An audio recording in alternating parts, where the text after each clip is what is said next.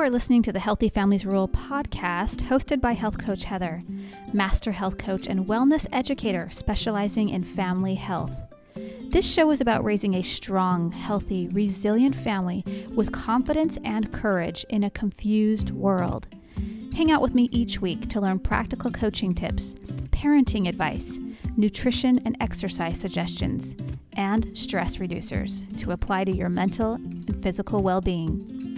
Come listen to all the Healthy Families Rule podcast episodes on iTunes, Stitcher, Spotify, or wherever you listen to podcasts. Enjoy the show. All right, welcome to the Healthy Families Rule podcast. Today I'm here with Aaron Huey, and Aaron has 20 years of working with parents of teens that struggle, teens in recovery from trauma, anxiety, depression, mental health struggles, self-harm, drugs, technology abuse, trafficking, and suicide attempts. And he is a parent coach to all parents around the world. And Aaron, he's a founder of the Parenting Teens That Struggle and the host of the #1 parenting podcast, Beyond Risk and Back, which is Mental Health News Radio Network's highest rated show internationally. Very good. He is also a parent coach to parents of kids at risk, a teen addiction interventionist, facilitates powerful parenting events, and is a very happy husband and father of 2 young adults. Welcome to the program, Aaron. How are you today? Thank you. That's such a good bio. I'd love to meet this guy. He sounds awesome, right? That's amazing. Wow, he's got so much experience. I don't believe half of it. Well, you've got so many years in experiencing this stuff that goes on with teens and with parents that go through this with teens. This is amazing. Tell us a little bit more about trauma and the trauma that kids go through and kind of the recovery that they need to have when they've been trafficked or possibly have an addiction to something, going off drugs or something like that. Can you kind of help us there? Yeah. And let's understand that the world of trauma and the science behind trauma and the understanding of trauma is changing so rapidly. You have to be, as a parent, up to date on what trauma actually is, because what we think is trauma as adults, as Gen Xers, as older millennials, as boomer generation, what we think is trauma has literally turned into a whole new planet of understanding, where so much of the older generation is just walking around with unresolved trauma. They're walking wounded. Yeah. So when I hear adults say, oh, these kids are just so less resilient and we were just tougher and these kids are so fragile, that's not true, except it kind of is. And we can go into that. But the truth is, they're not like human development over the millennia has not changed in the last 20, 30, 50 years that these kids are more fragile than we are. We just never dealt with our trauma.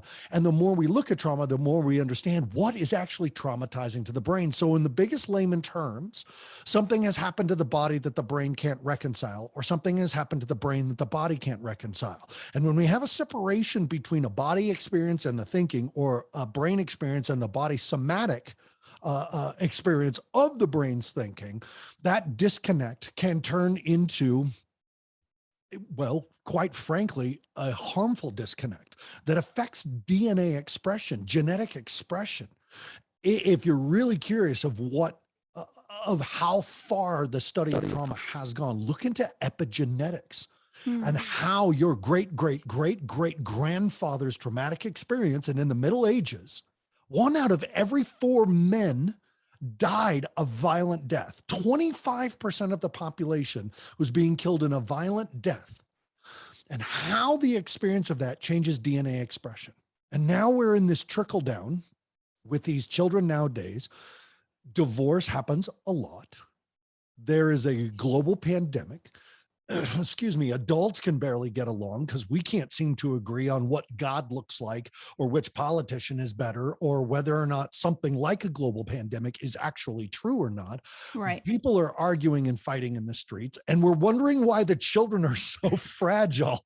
Yeah. And come on, buck up. Buck up. You need to just, because I did. No, you didn't. You're actually screaming at Facebook. Right. So adults have unresolved trauma.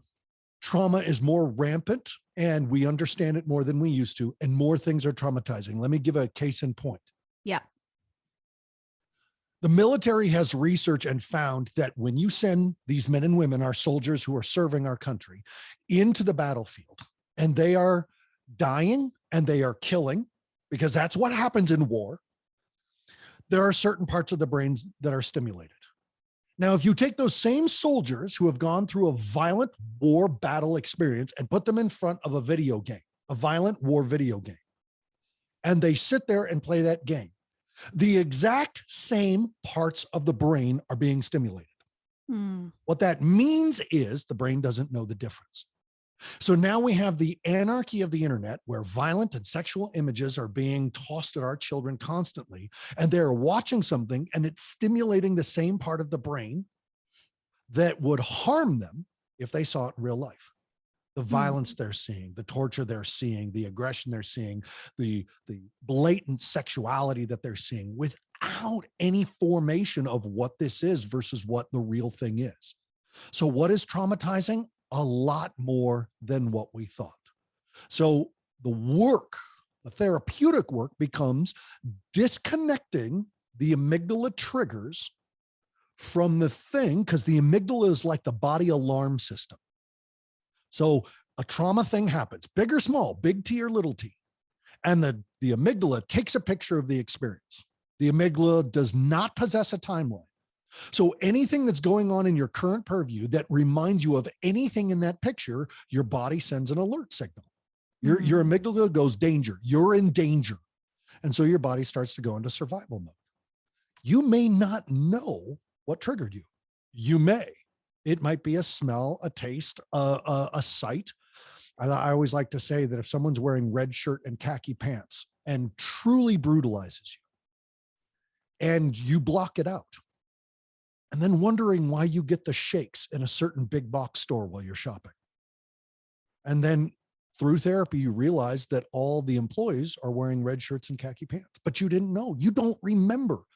Yeah, I was going to ask that. Like, are there times when people can't dig up their traumatic event? They don't understand what's triggering and what's happening. I mean, some people have normal childhood experiences where they can't remember, but yet they're something's coming out on the surface as an adult, as if there was a traumatic experience that they can't remember in their youth. Does that make sense? Absolutely. And it's extremely common. And in fact, therapy has gotten so good that we can now resolve trauma. We can begin to resolve trauma without actually knowing what the traumatic experience was. If your body, because there are 6 survival modes that your body goes into: fight and flight. We all know those. And the military also likes to talk about freeze and faint. Right now, there's 2 more, and that's fornicate and feed. Now, those are maladaptive coping strategies to emotional triggers. Feeding could be binge eating. Feeding could be drug use. Fornicating is porn addiction. Fornicating is promiscuity. Fornicating is a codependent relationship desire that if I'm with them, I'm okay. If I'm connected to this person, it's okay. Even if this person is causing me harm, at least I'm not alone, and the saber-toothed donkey will eat me when I'm sleeping, peeing, or eating in the cave. Right? These are ancient parts of our brain that are triggered by the amygdala going, something here is dangerous. And that's the amygdala's job. So not knowing, having blocked out your trauma because you went into faint mode during it. That's, you can grow up not knowing what happened, and through lots of kinds of therapy begin to unravel what took place. My wife and I founded a treatment center for adolescents in 2009, and we have recently closed it to move our work forward to prevention instead of being that last line of defense. But for 12 years, we worked with children who halfway through treatment would all of a sudden remember. And the parents would be like, well, yeah, we've talked about that. But see, that's not how the brain works. So to say, I don't know what happened to my kid, I don't know why they're doing this, that makes sense. To not move beyond that point doesn't. There's a great test online called the ACE quiz, ACE, Adverse Childhood Experiences. Anybody can go online and take it. It's run by Kaiser and the CDC, and there are over 78,000 results of people taking the quiz. And you literally answer 10 questions about adverse childhood experiences. Now, you can take this quiz for other people. And if you have 3 or more of the markers, your risk of becoming a drug addict, of self-harming, of being depressed or anxious, of being suicidal skyrockets. So having one is enough. Having three, you jump way up in percentile of at risk. So go take it for your kids. Take it for yourself. Look at your results. I like that you brought up epigenetics too, because there's so much going on in our DNA passed down generation to generation that we're not even aware of. We're not even thinking that this could have, my scarcity with money could be something from the Great Depression that an ancestor had. And we don't put two and two together. What do you say to this? Well, the research is showing that some studies are saying this goes back 12 generations. Wow. It's like, you mean Genghis Khan has affected my DNA? And it's like, yeah, it has. So this is the way I like to explain how epigenetics works. And again, very layman, because I'm not a psychiatrist or a psychologist or a psychoanalyst or a counselor. I'm a parent coach. I have worked with teens and parents for 20 years doing this work and ran the top performing treatment facility in the United States. Here's what we know in layman's terms. Great grandma and grandpa are walking down the country road, and grandpa gets bit by a snake and dies. And this freaks great grandma out. Now she goes home to the kids, and the tears and the trauma that takes place of suddenly losing a loving family member. Now, grandma grows up being afraid of snakes, obviously, because her father was killed by one.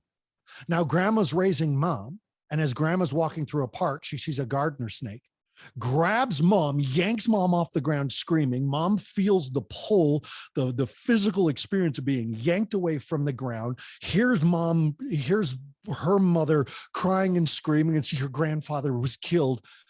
And it gets passed on and on and on, and it begins to affect the DNA expression, the genetic expression. So that's how things like depression and trauma become genetics. Addiction becomes genetic. It's because the expression of the DNA over time changes the DNA. The research is It's crazy. It's so fascinating. And I was just learning about that too, but it helps you understand yourself a lot more when you understand some of your patterns and where they could be coming from. If you can't think of something traumatic that's happened in your life and possibly a therapist can't pull out, it could be epigenetics, you know? Absolutely. Okay, so here's what happens with our teens then. They've gone through something traumatic, and now it's affecting their life as a teen and the harmony within the home. Right. Now we have a teen who's starting to maybe self-harm. Yep. We have a teen who's maybe sneaking out at night, lying to parents. What do we do as parents? How do we help this child get back on track? This is the big $1 billion question, because there are a million coaches out there who have all these tools and tactics and techniques and tricks on what to say and what to do. Yeah. But I submit to all of you parents that the content of your response is less important than the context. I have parents say, my kid does this. Do I take away their phone? I don't care. I don't care whether you take away their phone. I care how you take away their phone. And that's where we really screw this up as parents. We do it emotionally. Now, let's be clear. Every human being has emotions. You're going to have emotions. You hear a noise, you get up out of bed, you're groggy, you go into your kid's room, you see a foot disappear out the window. You run downstairs, you whip open the door. Your kid is the car that your kid jumped into is driving down the street. You're stressed, you're angry. You're now also tired and probably not going to sleep for the rest of the night. So you start jacking up on coffee. You're making phone calls. You're sending your kids text messages. They're not responding. You answer, it goes straight to voicemail. Your nervous system is shot. Your computer is offline. Your brain is now going into survival mode. Then the kid shows up at 4 a.m. You catch him sneaking in, and you lose your mind. Yep. They are not going to focus on what they did. They are going to focus on your emotions. And when your child becomes a teenager, your emotions are not a consequence. Every parent that I have worked with in treatment, every parent I have coached, they have reiterated their process that got us to the point where they have called for treatment or called for coaching. And it's always an emotional process, never not once. And I tell them, and I get so mad, and the consequences don't work. And we're screaming, and I hate yelling, and blah, blah, blah. So here's the process. And it always sounds easier said than done, but this is the work, and no therapist would disagree. You take care of yourself first. You take care of your adult relationship second, and you take care of your children third. You consequence your children third. You sit down and talk to your children after you have practiced self-care and after you have connected to other adults who may or may not have gone through what you're going through. But this could take days. And what if I don't have days? Then you do it quickly. And if you can't do the second one, you have to do the first one, even if you only have 5 seconds before you need to step into a response. Can you go into the second thing real fast? Yeah. With adults, are you saying, like, if something happens with your teen, are we calling mom or dad and asking them what they would do? What are we doing? Yeah, we can call mom and dad. We can work with our parenting partners, either current or ex. We can connect to a support group, and there are support groups. And I mean, Heather, I think you understand. Like, my market of my podcast and my product and my coaching is a very niche market. When people who are looking for a parent coach, and like my toddler, doesn't want to wear shoes and they throw their chicken sticks on the ground. And I get it. You've got to create some parenting strategies for that. Those aren't the kids I'm working with. These aren't the parents I'm working with. We're working with the parents of the kids who stole the car, totaled it. When they got pulled over, when the cops showed up, the kid was almost to an OD level, and now they're in acute unit, and the acute unit is saying insurance is just canceled, so you have to put them in a residential program. And the parents are like, what the like, they're so beside themselves and in crisis mode. So when we talk about resourcing, when we talk about take care of your adult relationship second, who's on your team? Because your child may not be. Your ex may not be, but who is? You have to build a team when you have a teenager that's struggling. You have to. You are not terminally unique. You are not alone in this. You must resource. I have a free Facebook parent group called Parenting Teens That Struggle. It's absolutely free. I do free phone calls every Monday night at 7 p.m. Mountain Time. Any parent can join and ask questions. And there are 1,500 parents who are going through what you're going through at the level you're going through it on that page. Wow. Come ask a question. Come get support. Maybe it's a minister. Maybe it's your physical trainer. Maybe you need therapy.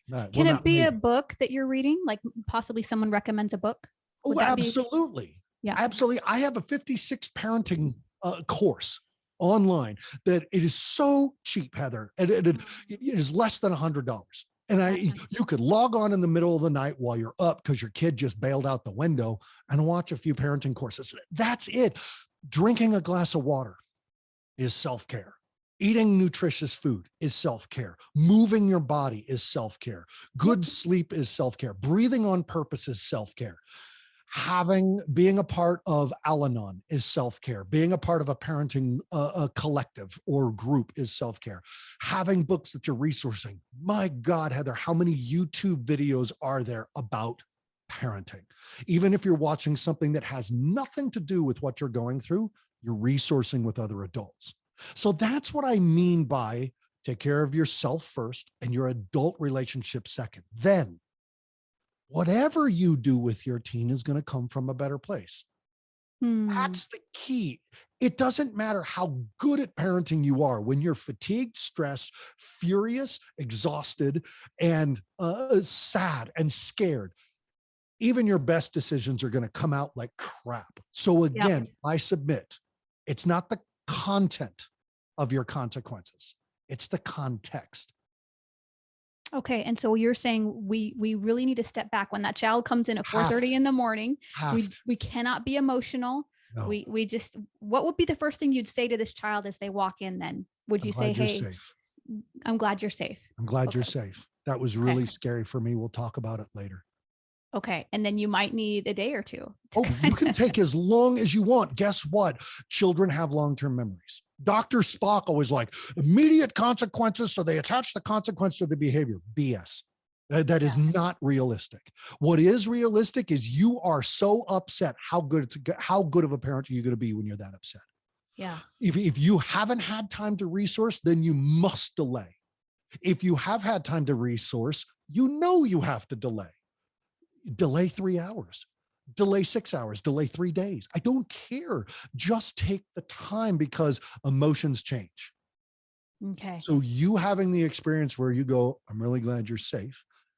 I'm sorry, you're really struggling with following rules. There's going to be consequences, of course, but I'm not going to do them now. I'm in no space to have this conversation. I'm really sorry. This is hard on us. Now, inside, I might be like, "Ah, Yeah. hell yeah, like, how dare you?" Right. But outside, you've got to present, I'm going to keep it together. Why? Because that's what we model. We model keeping it together in the face of crisis. And if you can't, get help so you can't. Yeah. I love that you have so many resources and that you even have this Monday night call. Like that's so incredible, so important for parents. So we'll get into all the links, but quickly before we do that, say you have someone who's not quite a teenager, they're a tween, they're kind of in between. And let's say they might be going through an addiction to video games, or you're seeing signs of this now where they want their own smartphone. They want to be like their friends. They want, now they have access to everything that could cause an addiction to something or other, whether it's social media or pornography or video games, but you're seeing this tendency. I mean, how do we stop it before it really gets bad? So thank you for asking that question, because it's every single one of my private clients right now. Every single one of the families I am coaching, it's video game and technology addiction. Yeah. It's massive. Now, addiction is, I keep doing things to mess up my life and I can't stop. I don't care what the addiction is. Could be mayonnaise, could be fentanyl. Don't care. Right? As a former addict of something that other people would not consider addictive, I could care less what other people think. I know I acted like a junkie. And when you limit your child's video game playing and they start screaming and crying and kicking a hole in the wall, calling you names, and you're like, where did that come from? Imagine what you took away was just pills. Would you be concerned? Because those are withdrawal symptoms. So, first thing is to recognize what's really going on. This video game, this technology is stimulating a part of their brain that is meeting a need. So it's not a bad choice. I don't like that term, bad. You're making bad choices. No, they're making risky choices. Just like you saying it's a bad choice is actually a risky choice, because that means you've glossed over the fact that these video games are meeting a need. Which need? There are 6: safety, power, freedom, connection, and worth. Sorry, I said 6. There are 5: safety, power, connection, freedom, and worth. Independence would probably go into that freedom, right? Or absolutely. Yeah. Or power. Yeah. Right. You can't control me. But see here, look at what you and I just did. As two adults, we resourced and began a conversation. If you got a kid who's struggling with video games and you go, what is this all about? And I say, well, it's probably one of these 5 things. You're like, oh, I see independence. Is that freedom? And I go, well, it might be power. And you're like, they're terrible twos.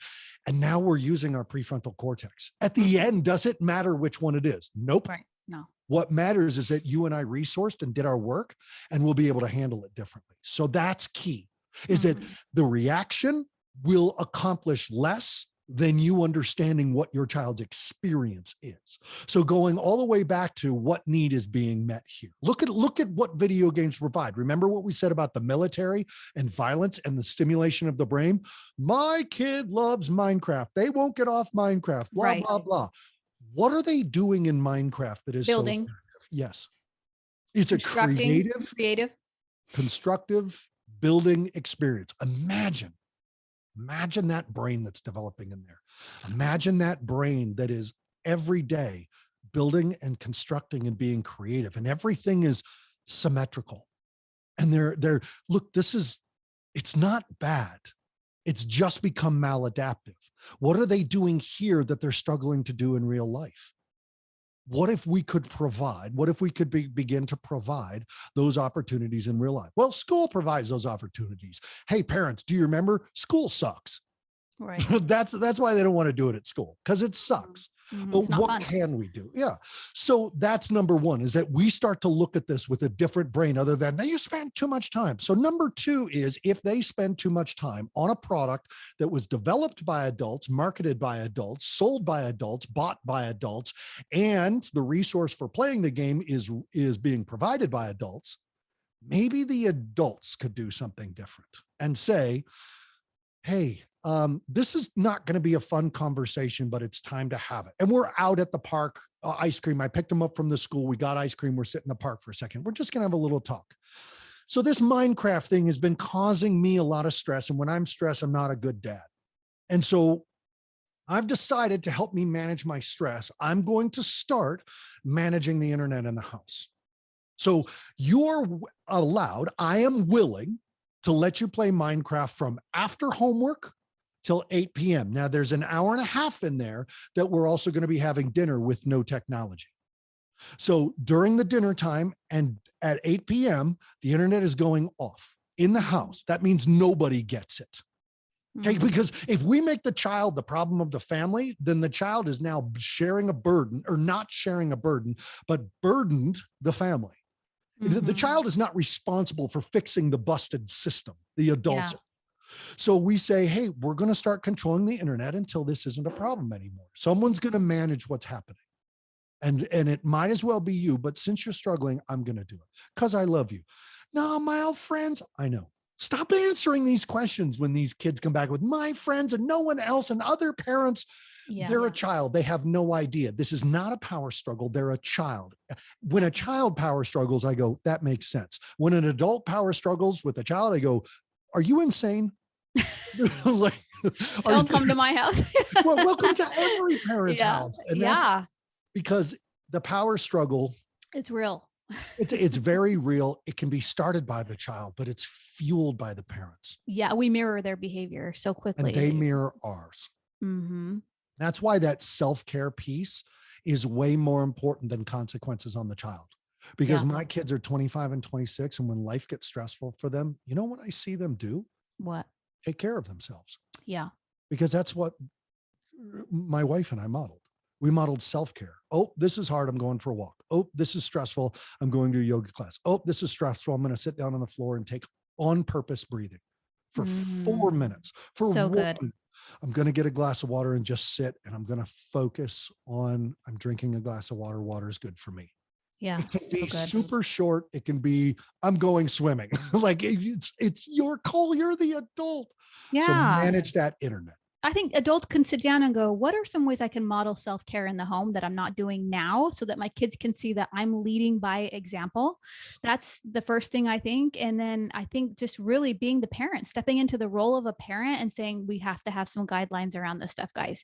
And now that means as the parent, you may have to step in and find some other creative outlets for them to do during the times they aren't playing, like on the weekends, right? They want to play Saturday all day video games because they're not in school. It's harder to manage when you want to take a nap and they want to be on the electronics. Yeah. And now we got to figure out, how do we keep them busy and using their creative brain? But I don't know. Sometimes it's so hard as a parent.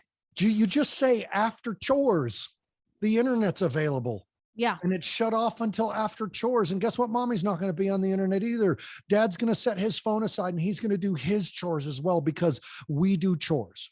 Yeah. And when chores are done, then we get to relax. So you are welcome to do Minecraft after chores. Your chores are your laundry. Your chores are your bathroom. And when I check it and it's good to my standards, because it is my home that I pay for. Yeah, exactly. Then I'm happy to provide internet to people who contribute to the house. Now, what I said is very important, because I didn't say you should clean your room and then I'll reward you. I am saying I am willing to provide these fun things for the family once I feel satisfied. Now, that's all about me.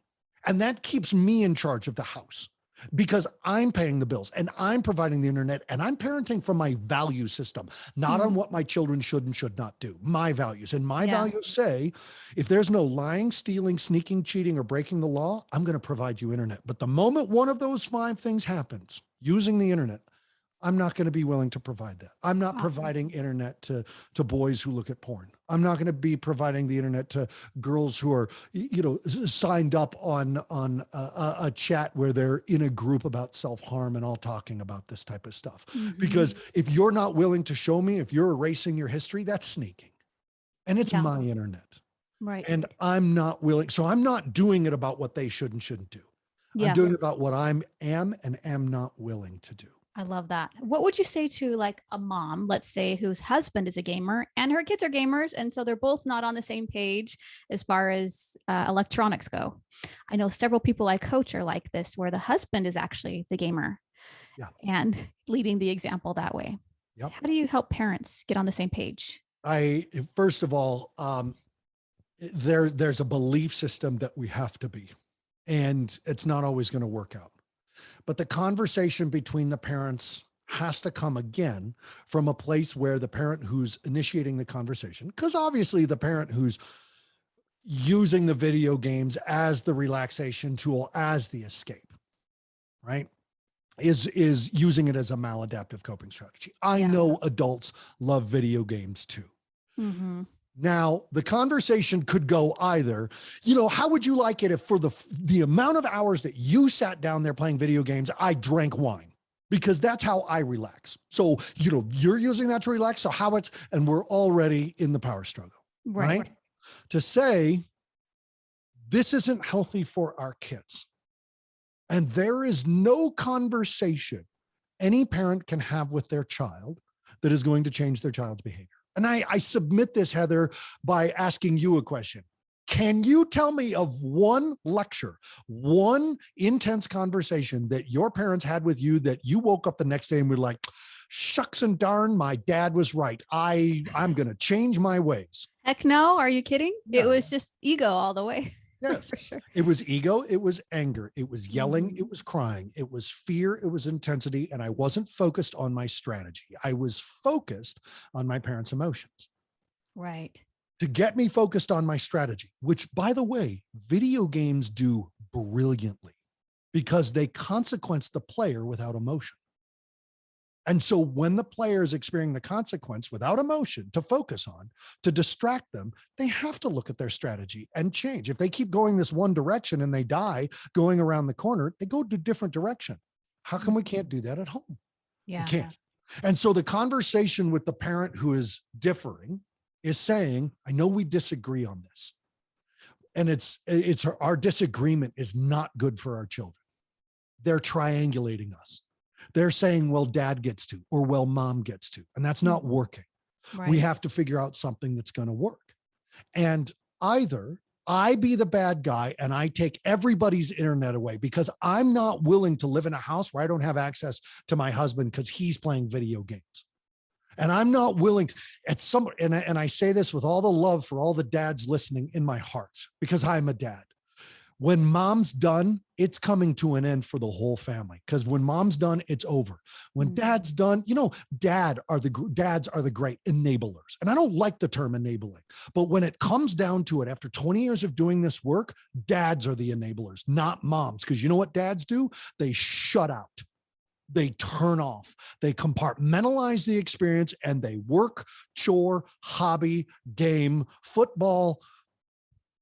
That's the way they enable, is that they do not take part in solutions. And so we can say, well, mom just keeps cooking my 23-year-old chicken sticks and he's in the basement smoking pot, so I'm out of here. So that's enabling too.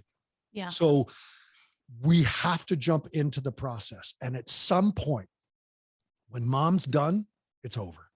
So when you're done, make sure it's communicated really, really clearly. Now, you can watch a lot of Alison Armstrong stuff. She's a brilliant relationship coach, and she has YouTube videos like crazy. I'm endorsing her because I love Alison Armstrong to death. And she has all these skills for how women can talk to men that triggers a different part of their brain, other than, oh God, she's nagging. But to come up instead and say, that thing you do so well at work where you manage your day, I need that at home too.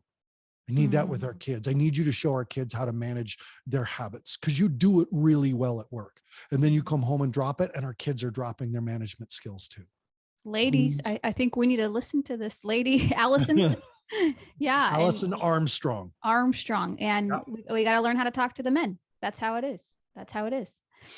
All right. Well, thank you so much for being on the program today, Aaron. I want you to tell my listeners where they can find you. Where can they find you on Instagram, Facebook? Do you have groups? Tell us about all that.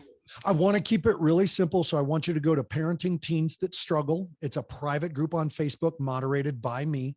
And there's a couple questions to answer, and I let you in. And it's just where I post everything, my podcast, videos. My podcast is called Beyond Risk and Back. It is for parenting teens that struggle. It's where I bring the experts in to talk to parents and give the parents the professional advice of the latest research, et cetera, et cetera. And then if you're interested in an extremely affordable parenting coaching training that's all online, accessible by you 24/7. Go to brabapp.com, BRAB for Beyond Risk and Back, brabapp.com. And you'll see it's very affordable. It's 56 sessions. It's everything I've ever taught parents in 20 years. It's important, you guys. You need to be, it's like you're getting better at something. We don't have a manual for parenting. And this is why we need to learn skills. We just got to learn it so we can get better at it and the relationships build, because ultimately in the end, it's about those relationships. Those are what you want to keep strong. Well, could you give my listeners just one final piece of advice, a takeaway today? If they could do one thing today, what would you tell them to do to help their teen get back on track if they're maybe off? Family dinners. Ooh, I love it. Yeah, it has been proven by Harvard, by Stanford. It is the number one thing to do to keep your children away from risky behaviors, risky choices. Family dinners. It means no TV, no internet, no phones. Everybody, not just kids. Stop expecting the kids to do anything other than model the adults. Everybody puts it away. If you can cook together and clean together, you get 1,000 points. If you sit down and you have dinner together, whether you picked it up, had it delivered, I don't care. Sit down every night, same time, and eat. And if you're a night working parent, make it breakfast. Family dinner. I love that. That is golden. That's the perfect way to end this podcast. Thank you so much, Aaron. We're sending everyone over to find you, Aaron Huey, and your work is phenomenal. Thank you so much for having all those resources for us. We look forward to getting to know you better in the future and having you help us as we raise teenagers in this world that's crazy and all over the place now. So thank you so much. Thanks for having me on the show, Heather. Hey, if you enjoyed this podcast, you have to come check out my coaching and all I have to offer. Whether you're trying to lose weight, get the kids healthier, overcome hard challenges in your life, or just need some support, I'd love to be your coach. I'm going to help you take all this material I teach here on the podcast, on this YouTube channel, and apply it to your life. So come on over to healthcoachheather.com to learn more.